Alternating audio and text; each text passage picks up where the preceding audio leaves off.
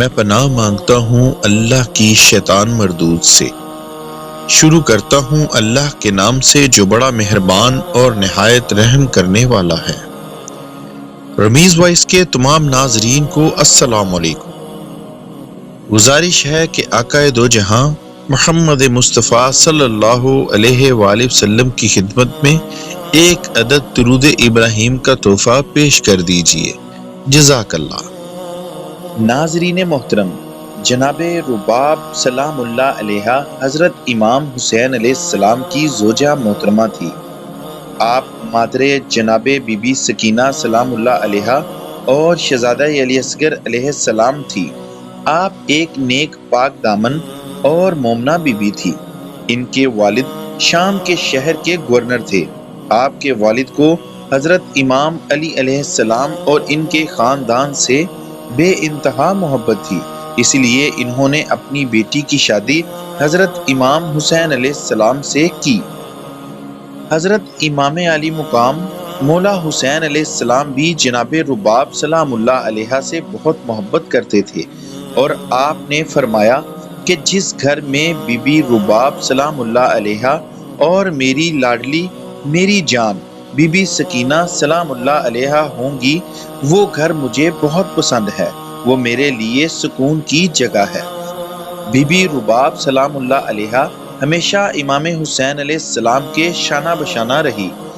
ابھی آپ کے ہاں جناب شہزادہ علی اصغر کی ولادت ہوئی ہی تھی کہ امام حسین علیہ السلام نے کربلا جانے کا ارادہ فرمایا، تو بی بی پاک نے یہ نہیں کہا کہ میرا بچہ ابھی چھوٹا ہے، میں اسے اتنے لمبے سفر پر کیسے لے کے جاؤں، بلکہ وہ خوشی خوشی اپنے امام کے ساتھ جانے کے لیے تیار ہو گئیں۔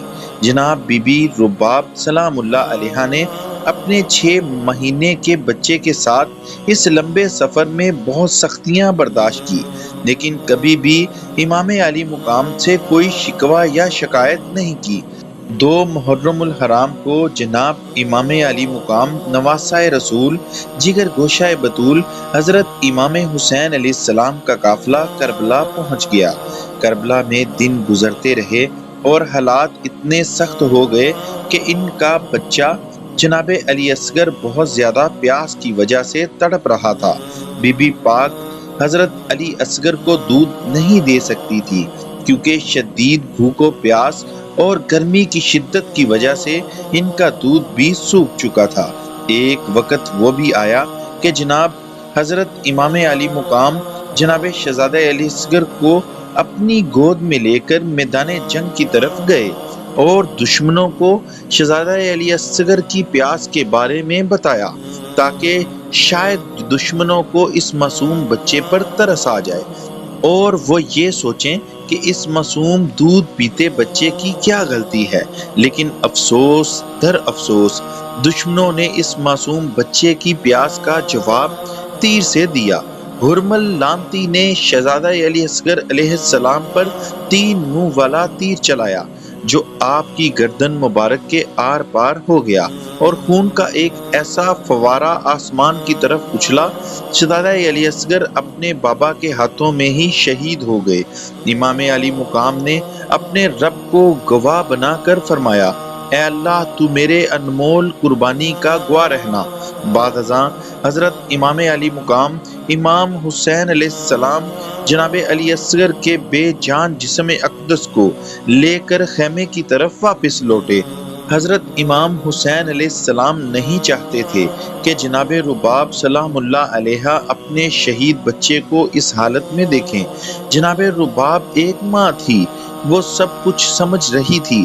اپنے 6 مہینے کے بچے کو اس حال میں دیکھ کر جناب رباب بہت روئی اور انہوں نے کہا، اے علی اصغر، کیا تیرے جیسے معصوم پھول بھی اس طرح بے رحمی سے قتل کیے جاتے ہیں؟ اس کے بعد بھی جناب رباب امام حسین علیہ السلام کی مدد کے لیے پیچھے نہیں ہٹی اور نہ ہی کبھی کوئی شکایت کی۔ ان کا خدا پر پکا ایمان تھا کہ خدا انہیں صبر کا بہت زیادہ اجر عطا فرمائے گا۔ جناب بی بی رباب سلام اللہ علیہ نے اپنے معصوم بچے کو خدا حافظ کہا اور حضرت امام حسین علیہ السلام نے انہیں دفن کر دیا۔ جناب رباب سلام اللہ علیہ کربلا کے سب سے پہلے شہید کی ماں تھی۔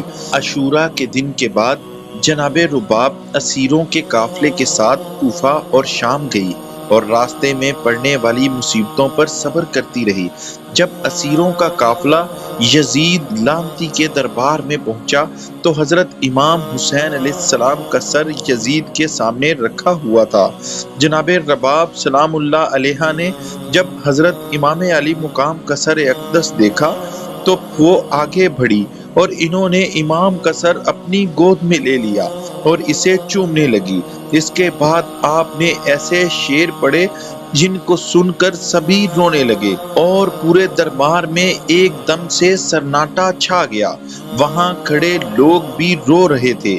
جناب بی بی رباب سلام اللہ علیہ نے جو شعر پڑھے ان کا مطلب کچھ اس طرح تھا: آہ میرے امام حسین، میں کبھی آپ کو نہیں بھولوں گی۔ دشمنوں نے آپ کو پیاسا شہید کر دیا۔ خدا آپ کے دشمنوں کو کبھی سیراب نہیں کرے گا۔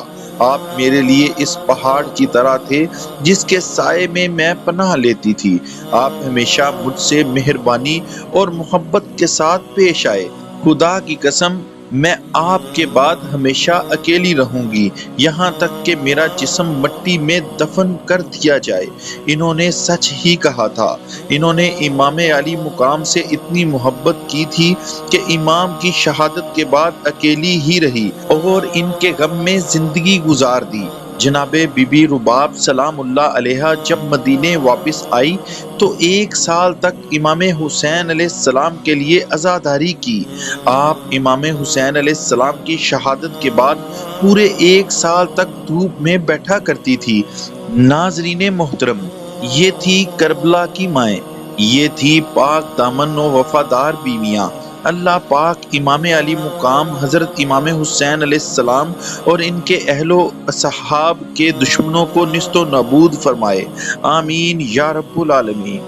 ہم چاہتے ہیں کہ آپ ہماری چینل ٹیم کی حوصلہ افزائی کریں تاکہ ہم مزید محنت و لگن سے ایسی ویڈیوز بنائیں تاکہ آپ دینی و دنیاوی لحاظ سے ان سے مستفید ہو سکیں۔ اللہ حافظ۔